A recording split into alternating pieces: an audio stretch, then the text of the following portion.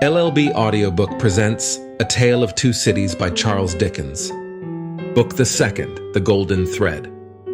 Chapter 19, An Opinion. Worn out by anxious watching, Mr. Lorry fell asleep at his post. On the 10th morning of his suspense, he was startled by the shining of the sun into the room where a heavy slumber had overtaken him when it was dark night. He rubbed his eyes and roused himself, but he doubted, when he had done so, whether he was not still asleep. For, going to the door of the doctor's room and looking in, he perceived that the shoemaker's bench and tools were put aside again, and that the doctor himself sat reading at the window. He was in his usual morning dress, and his face, which Mr. Lorry could distinctly see, though still very pale, was calmly studious and attentive. Even when he had satisfied himself that he was awake, Mr. Lorry felt giddily uncertain for some few moments whether the late shoemaking might not be a disturbed dream of his own, for did not his eyes show him his friend before him in his accustomed clothing and aspect, and employed as usual? And was there any sign within their range that the change of which he had so strong an impression had actually happened? It was but the inquiry of his first confusion and astonishment, the answer being obvious. If the impression were not produced by a real corresponding and sufficient cause, how came he, Jarvis Lorry, there? How came he to have fallen asleep in his clothes on the sofa in Dr. Manette's consulting room, and to be debating these points outside the doctor's bedroom door in the early morning? Within a few minutes, Miss Pross stood whispering at his side. If he had had any particle of doubt left, her talk would of necessity have resolved it. But he was by that time clear-headed and had none. He advised that they should let the time go by until the regular breakfast hour, and should then meet the doctor as if nothing unusual had occurred. If he appeared to be in his customary state of mind, Mr. Lorry would then cautiously proceed to seek direction and guidance from the opinion he had been, in his anxiety, so anxious to obtain. My dear Manette, I am anxious to have your opinion in confidence on a very curious case in which I am deeply interested. That is to say, it is very curious to me. Perhaps to your better information it may be less so. Glancing at his hands, which were discolored by his late work, the doctor looked troubled and listened attentively.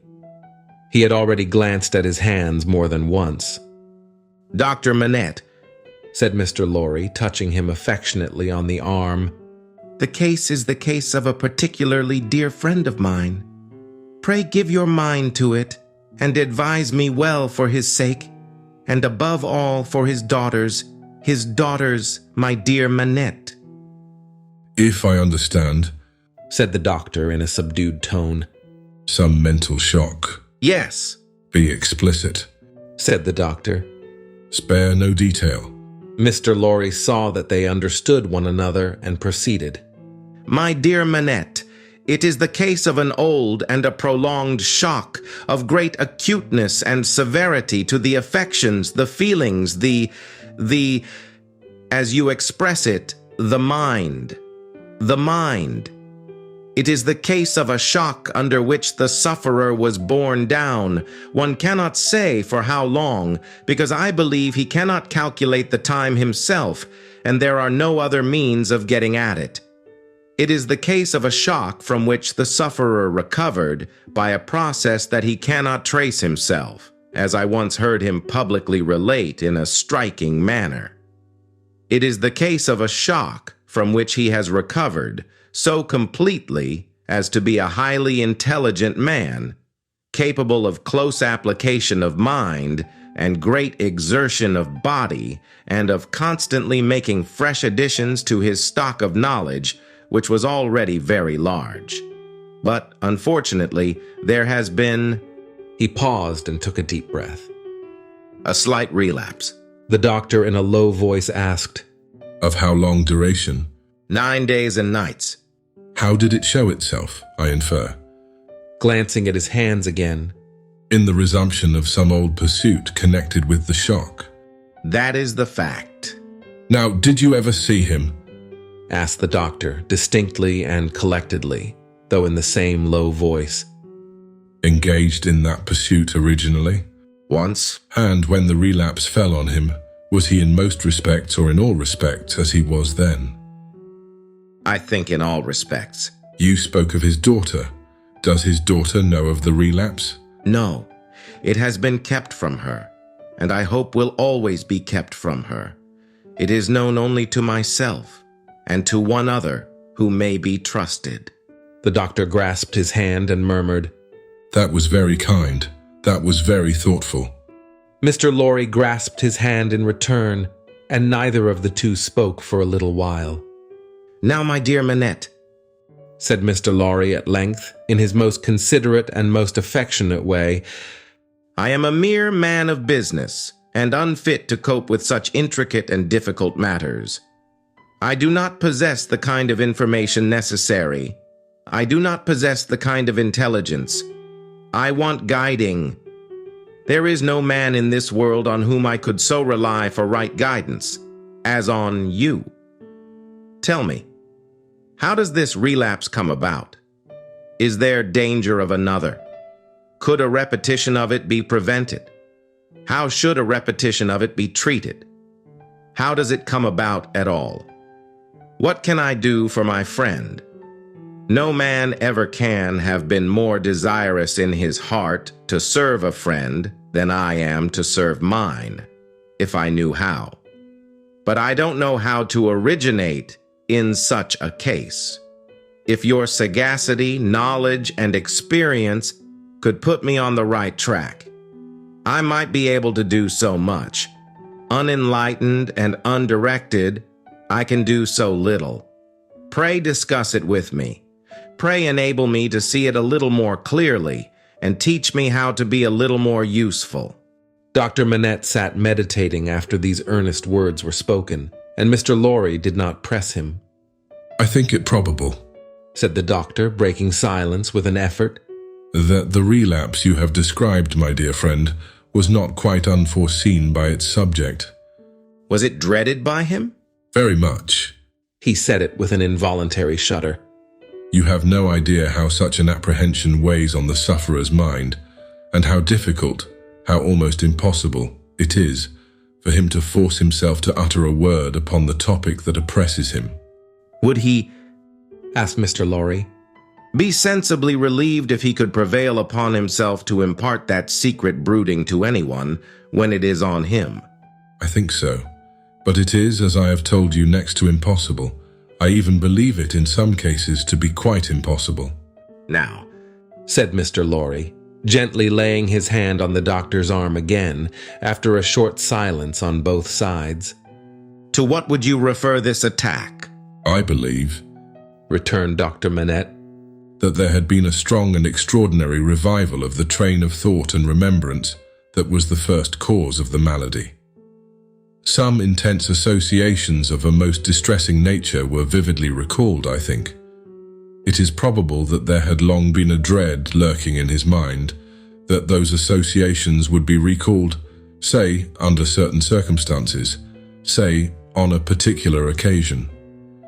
He tried to prepare himself in vain. Perhaps the effort to prepare himself made him less able to bear it. Would he remember what took place in the relapse? Asked Mr. Lorry with natural hesitation. The doctor looked desolately round the room, shook his head, and answered in a low voice, Not at all.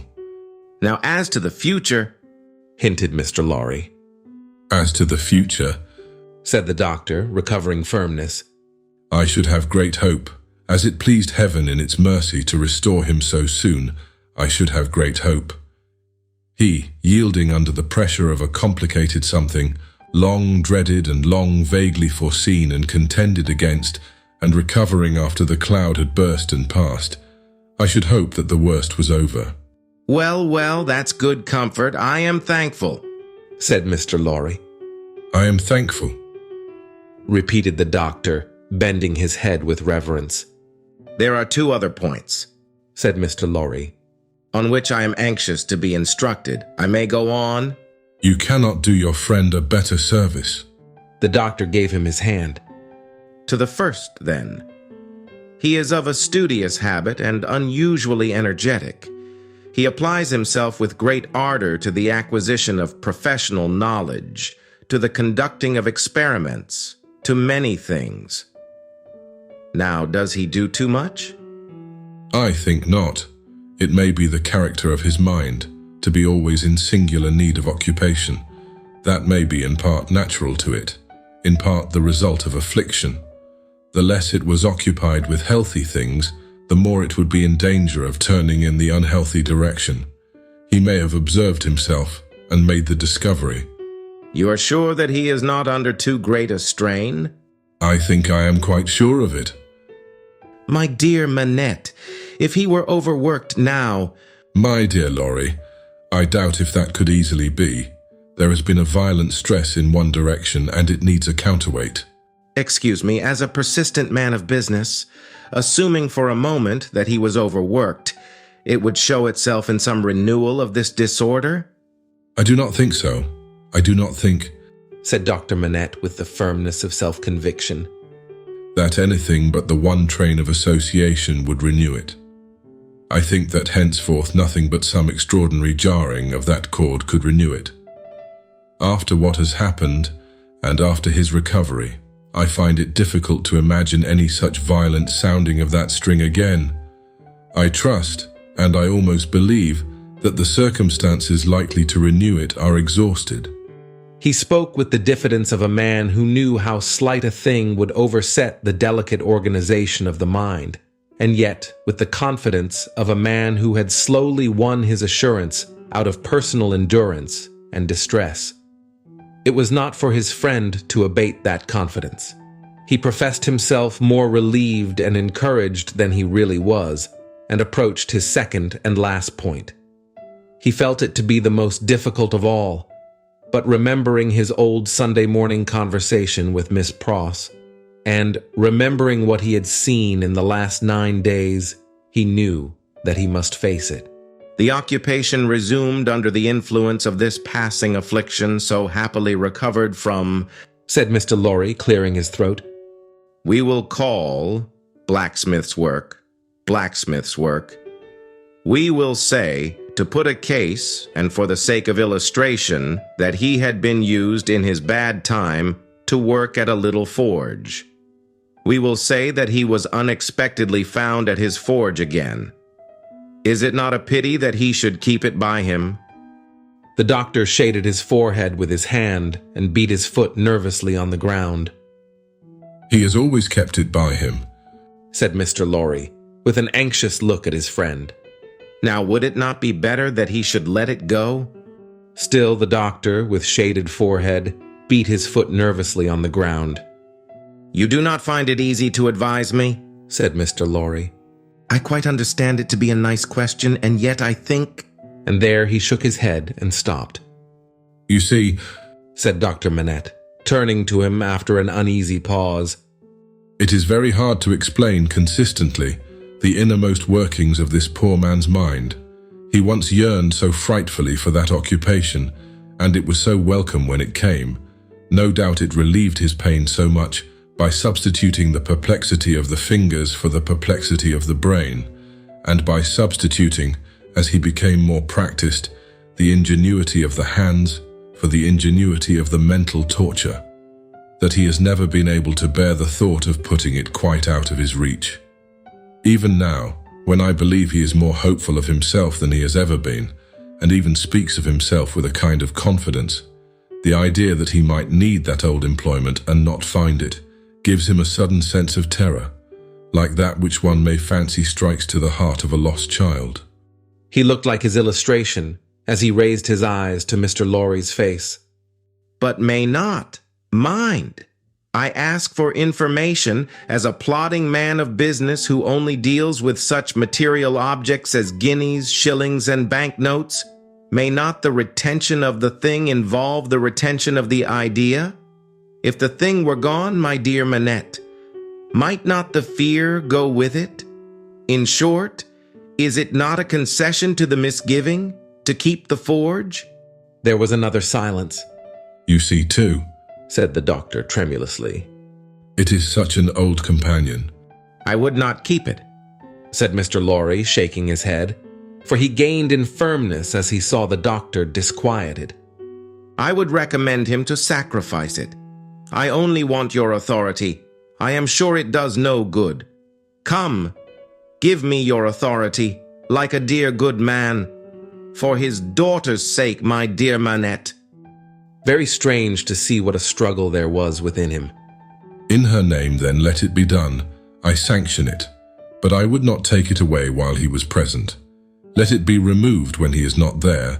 Let him miss his old companion after an absence. Mr. Lorry readily engaged for that, and the conference was ended.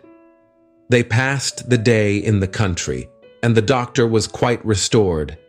On the 3 following days, he remained perfectly well, and on the 14th day, he went away to join Lucie and her husband.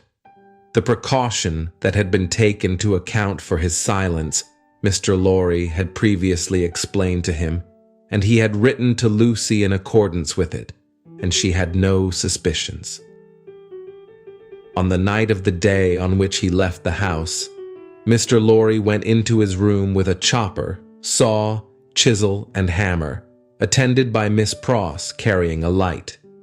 There, with closed doors, and in a mysterious and guilty manner, Mr. Lorry hacked the shoemaker's bench to pieces, while Miss Pross held the candle as if she were assisting at a murder, for which, indeed, in her grimness, she was no unsuitable figure. The burning of the body, previously reduced to pieces convenient for the purpose, was commenced without delay in the kitchen fire, and the tools, shoes, and leather were buried in the garden. So wicked do destruction and secrecy appear to honest minds, that Mr. Lorry and Miss Pross, while engaged in the commission of their deed and in the removal of its traces, almost felt and almost looked like accomplices in a horrible crime.